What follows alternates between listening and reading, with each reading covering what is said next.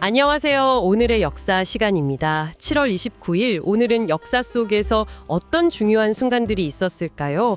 저희가 받은 자료들을 토대로 이날의 의미를 좀 깊이 파헤쳐 보려고 합니다. 한국사랑 세계사를 넘나들면서요. 네, 흥미로운 날이 될 것 같습니다. 자, 그럼 첫 번째 이야기로 바로 들어가 볼까요? 1894년 7월 29일입니다. 조선 땅에서 청나라와 일본이 충돌한 날이죠. 네, 맞습니다. 청일 전쟁의 여러 중요한 전투 중 하나인 성환 전투가 바로 이날 벌어졌습니다. 성환 전투. 일본군이 충청도 아산만 근처 성환에서 청나라 군대를 격파한 사건이죠. 이게 보니까 며칠 전에 일본이 경복궁을 무력으로 점령하고 또 그 전에는 풍도해전도 있었고 긴박하게 돌아갔네요. 네, 맞아요.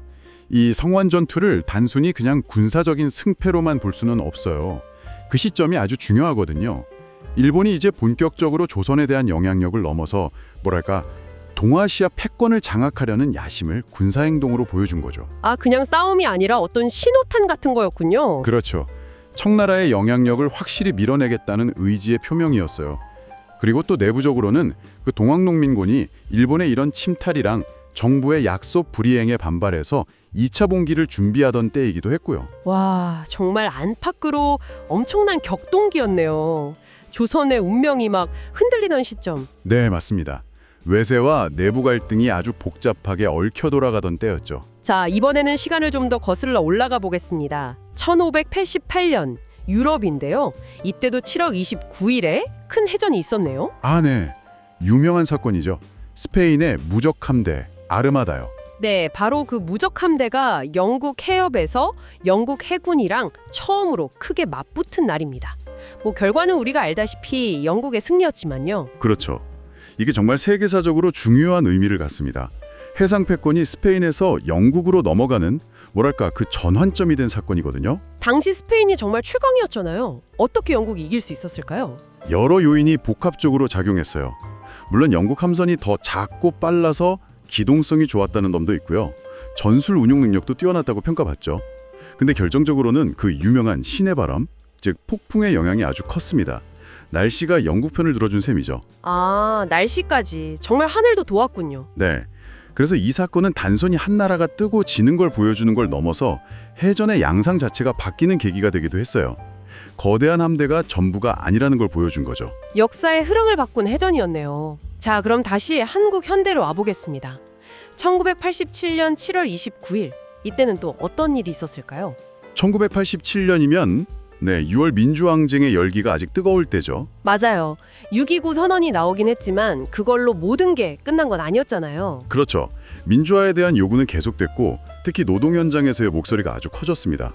이날도 현대자동차나 대우조선 같은 큰 사업장에서 노동자 파업이 계속 이어지고 있었어요. 6.29 이후에도 노동운동은 계속 활발했군요. 네, 오히려 본물 터지듯 터져 나왔다고 봐야죠.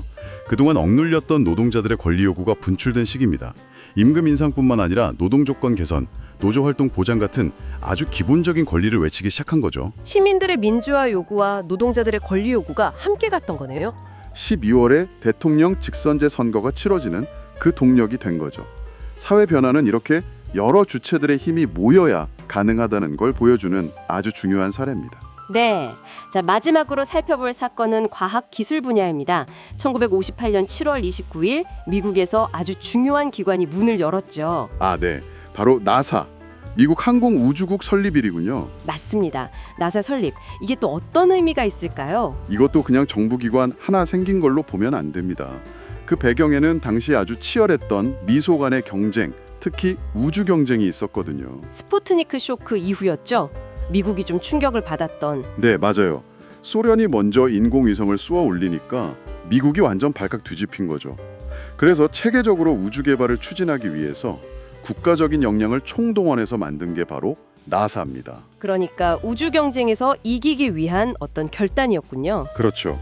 그리고 이 나사 설립은 이후에 아폴로 계획 같은 인류 달 착륙이라는 엄청난 성과로 이어지잖아요. 뿐만 아니라 그 과정에서 개발된 수많은 기술들, 예를 들면 위성통신이라던가 컴퓨터 기술, 심지어 우리가 쓰는 많은 소재들까지도 이 우주 경쟁의 산물인 경우가 많습니다. 와, 정말 냉전이라는 정치적 경쟁이 과학기술 발전을 엄청나게 촉진시킨 거네요. 네, 맞습니다. 경쟁이 때로는 이렇게 인류 전체의 진보를 이끌기도 하죠. 오늘 7월 29일 하루에 있었던 일들을 쭉 훑어보니 정말 다양한 스펙트럼의 사건들이 있었네요. 전쟁과 패권 다툼, 또 사회 변화를 향한 열망, 그리고 미지의 세계로 나아가려는 도전까지. 그렇습니다. 이렇게 같은 날짜에 일어난 서로 다른 시공간의 사건들을 모아놓고 보면 그날이 가진 의미가 또 새롭게 다가오는 것 같아요. 과거의 어떤 결정이나 사건들이 지금 우리의 삶과 어떻게 연결되어 있는지 그 연관성을 생각해 보는 것도 참 흥미로운 지점이고요. 네, 맞아요. 어쩌면 역사는 그냥 흘러간 과거가 아니라 현재와 끊임없이 대화하고 또 미래를 만들어가는 과정일지도 모르겠습니다. 오늘 우리가 나누는 이 이야기도 또 지금 이 순간 벌어지는 일들도 언젠가는 또 다른 오늘의 역사가 되겠죠.